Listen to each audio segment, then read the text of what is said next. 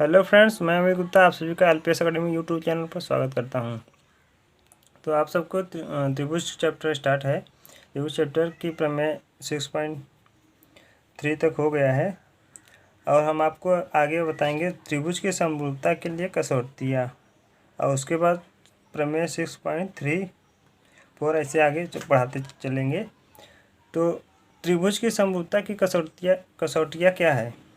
जैसे कि दो त्रिभुज समरूप हैं। जैसे त्रिभुज समरूप है, मतलब समरूप का मतलब अगर कोण ए है तो कोण डी क्या होगा? बराबर होगा। कैसे हम लिख लेते हैं? कोण ए बराबर कोण डी बराबर है।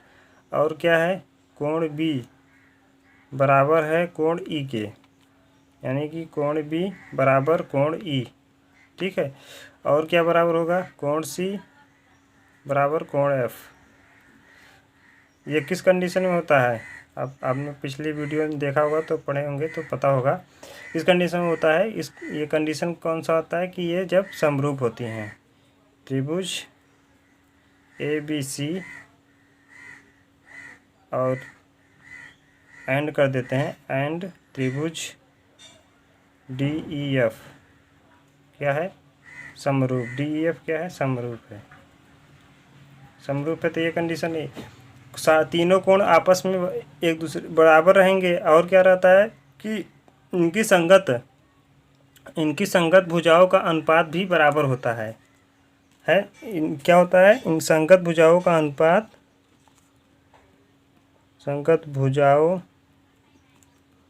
का अनुपात बराबर होगा। तो क्या होगा बराबर? ए बी, ये भुजा ए बी, ये भुजा डी ई अपान डी ई, और बी सी बटा ई एफ क्या होगा? बराबर होगा। और ए सी अपान डी एफ, ए सी अपान डी एफ। तो इसमें इसकी ये कंडीशन हो गए सब त्रिभुज की समरूपता के नियम का। ठीक है, संगत भुजाओं का है ना। तो ये हो गया कंडीशन, त्रिभुज के समरूप है तो ये दो कंडीशन लगता है। पहला ये समरूप को एंगल बराबर होगा, और ये संगत भुजाएं के अनुपात बराबर होगा। तो इसको हम शीर्ष से लिखेंगे। इसका जब भी त्रिभुज लिखेंगे, एंगल त्रिभुज बी ए सी समरूप होगा ई डी एफ। तो शीर्ष का हमारा कोण ए है और डी है, तो ये हमारा बी ए सी कोण ए और कोण डी रहेगा। तो इस तरह से हम इसको लिखेंगे। ये तरीका हमारा सही है लिखने का। हम इसको त्रिभुज ए बी सी और समरूप त्रिभुज D E F, A B C D E F नहीं लिख सकते। क्या होगा? रॉन्ग हो जाएगा ये। ठीक है, ये रॉन्ग हो जाएगा। तो यही हमारी कसौटी है कि हम ढंग से, मतलब कि इसको सही तरीका लिखने का क्या है हमारा। ठीक है। और त्रिभुज डी एफ ई मतलब ए सी बी, त्रिभुज ए सी बी सर्वागसम डी एफ ई, इसको भी हम ऐसे इस तरह से नहीं लिख सकते। केवल लिखने का तरीका हम शीर्ष वाला कोण लेंगे ए और डी, तो बी ए सी और ई डी एफ, इस तरह से हम इसको लिखेंगे। अगर इस तरह से लिखते हैं तो हमारा ये गलत हो जाएगा लिखने का तरीका। तो ये त्रिभुज की समरूपता में की कसौटी में ये चीज़ आपको सबको बताया गया है, तो इसका ध्यान रखना है आप सबको। और आप सबको एक संकेत बता, त्रिभुज जब समरूप होगा तो किस तरह, ऐसे उसका चिन्ह संकेत ऐसे रहता है, थोड़ा सा ऐसे टेढ़ा लाइन रहता है। ठीक है। अगर सर्वागसम है तो एक बराबर करेंगे और एक ऐसे कर देंगे इसको। तो ये क्या है? त्रिभुज के समरूप और सर्वागसम के संकेत हैं। इस तरह से हम इसको लिख सकते हैं। जैसे हमने अभी यहाँ पे लिखा ना, बी ए सी सर्वागसम का चिन्ह लगाया और समरूप का चिन्ह लगाया, तो ई डी एफ लिखा हमने, तो ये समरूप का है। और सर्वागसम है तो बराबर दो बार बराबर करके एक उसके ऊपर समरूप का चिन्ह लगा देंगे, तो सर्वागसम का संकेत हो जाएगा। ठीक है। तो आगे क्वेश्चन सॉल्व करते हैं। बहुत ही इंपॉर्टेंट क्वेश्चन है, ये बोर्ड एग्जाम के लिए बहुत मोस्ट इम्पॉर्टेंट क्वेश्चन है। क्या है ये? मोस्ट क्वेश्चन है, मोस्ट इम्पॉर्टेंट है। ठीक है, तो इस तरह के क्वेश्चन आपको पूछ जाते हैं। तो इस तरह के क्वेश्चन आपको सॉल्व करने का हम बताते हैं कैसे सॉल्व करते हैं, बहुत ही सिंपल तरीके से। ठीक है, अब हम क्वेश्चन पढ़ते हैं। देखो, त्रिभुज ओ डी सी सर्वागसम है, समरूप है ओ बी ए। त्रिभुज क्या है? O D C, O D C. अब जो दिया उसको देख लेते हैं। और त्रिभुज ओ बी ए, ओ बी ए मतलब ये कोण क्या है? समरूप है। ठीक है, और दिया है कोण बी ओ सी,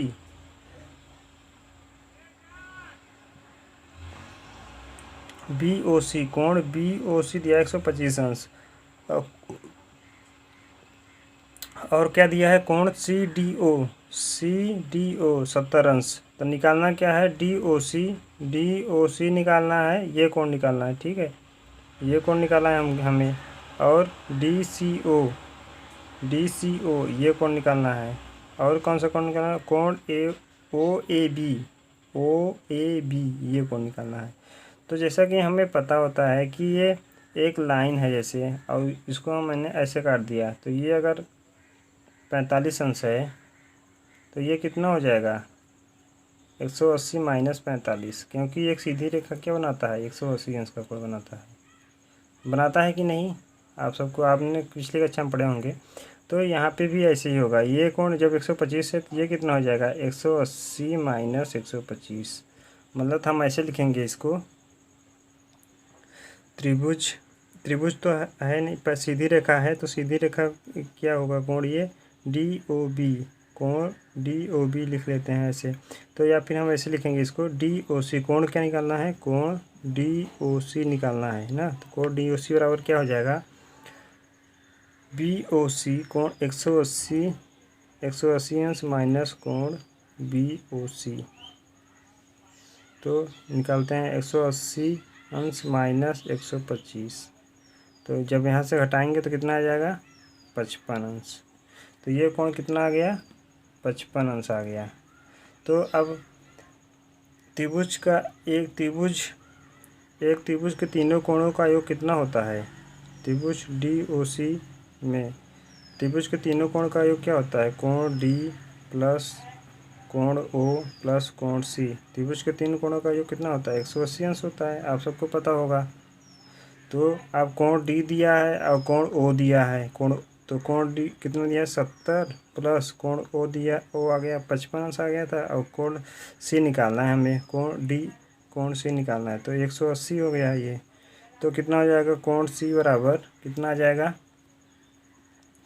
180 माइनस 125 बराबर 55 अंश।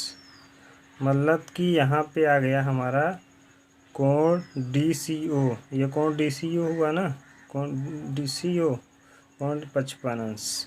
तो इस तरह से हम कोण डी सी ओ भी निकाल लिए। और क्या निकालना है? कोण ओ ए बी, कोण ओ ए बी बराबर कोण, देखो अभी आप सबको हम पिछली वीडियो में बताए थे, जब दो पैरेलल लाइन हो ऐसे ऐसे करके, अगर एक लाइन ऐसे काट दिया इसको, तो जो कोण यहाँ बनेगा वही कोण यहाँ बनता है। ठीक है, तो सेम यहाँ पे भी ऐसे है। जैसे देखो, एक पैरेलल लाइन ये है, एक पैरेलल लाइन ये है। अब इसको ऐसे काट दिया गया है सीधी। ठीक है, तो ये कोण और ये कोण क्या होगा? आपस में बराबर होंगे। तो कोण ओ ए बी बराबर कोण ओ सी डी, ओ सी डी। तो कोण ओ सी डी कितना है? 55 अंश। अभी हमने निकाला ना, ये देखो कोण ओ सी डी या डी सी ओ, कोण कितना? 55 अंश। ये कितना हो गया? 55 अंश। तो इस तरह से हम इस क्वेश्चन को, इस टाइप के क्वेश्चन को हम आसानी से सॉल्व कर सकते हैं। तो इस तरह से हम आसानी से क्वेश्चन को सॉल्व कर सकते हैं। तो फ्रेंड्स, आई होप आप सबको समझ में आया होगा। यदि आपको कुछ भी नहीं समझ में आया तो आप कमेंट बॉक्स में पूछिए, हम आपको फिर से क्वेश्चन को बताएंगे। तो और यदि आप चैनल को सब्सक्राइब नहीं किए हैं तो चैनल को सब्सक्राइब कर लें और बेल आइकन को प्रेस कर दें, ताकि आपके पास नोटिफिकेशन मिलता रहे। तो मिलते हैं नेक्स्ट वीडियो में, तब तक के लिए नमस्कार। धन्यवाद आप सभी का वीडियो देखने के लिए।